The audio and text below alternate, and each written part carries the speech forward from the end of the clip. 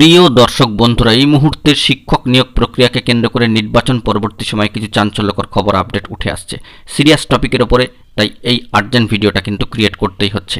Viewers, আপনাদেরকে জানাচ্ছি ভিডিওটিকে সম্পূর্ণ শেষ পর্যন্ত শুনে নিয়ে বোঝার চেষ্টা করবেন, ভিডিওটিকে শেষ পর্যন্ত দেখে নেবেন, চ্যানেলটিকে সাবস্ক্রাইব করে নিয়ে সঙ্গে থাকবেন। চলুন আমরা বাড়তি কথা না বাড়িয়ে মূল আলোচনায় প্রবেশ করে যাই। এই মুহূর্তে দাঁড়িয়ে একটি ব্রেকিং সংবাদ, শিক্ষক নিয়োগ প্রক্রিয়াতে কার্যত নির্বাচন পরবর্তী সময় বিশেষ কিছু পরিবর্তন কিন্তু আসবার সম্ভাবনা জায়গা তৈরি হচ্ছে। ইতিমধ্যে আমরা দেখেছি যে প্রাথমিক বিদ্যালয়গুলিতে পঞ্চম শ্রেণীর সংযুক্তিকরণের ক্ষেত্রে বিশেষ বড়সড় খবর আপডেট কিন্তু উঠে এসেছিল এবং সে বিষয়ে কিন্তু ডাটাবেস চাওয়া হচ্ছে। কারণ শিক্ষক শিক্ষার্থী যে রেশিও তা কিন্তু মেনটেন অর্থাৎ অনুপাত কিন্তু করতেই হবে।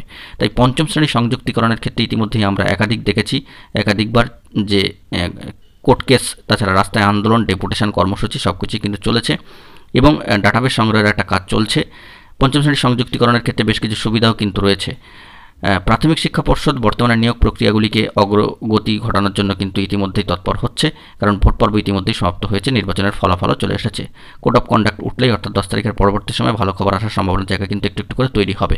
প্রাথমিক শিক্ষা পর্ষদ পরবর্তী সময়ে টেট পাস 2022 যারা রয়েছেন তাদের ক্ষেত্রে এবং টেট 23 রেজাল্ট প্রকাশ করে একযোগে নাকি আলাদা আলাদাভাবে ইন্টারভিউ নোটিফিকেশান, রিক্রুটমেন্ট নোটিফিকেশান প্রকাশ করবে কিনা বা আনবে কিনা, সেই দিকে কিন্তু কয়েক হাজার চাকরি প্রার্থী তাকিয়ে রয়েছে। এবং ইতিমধ্যে পঞ্চম শ্রেণীর সংযুক্তিকরণের ক্ষেত্রে গুরুত্বপূর্ণ কাজকর্মও কিন্তু চলছে।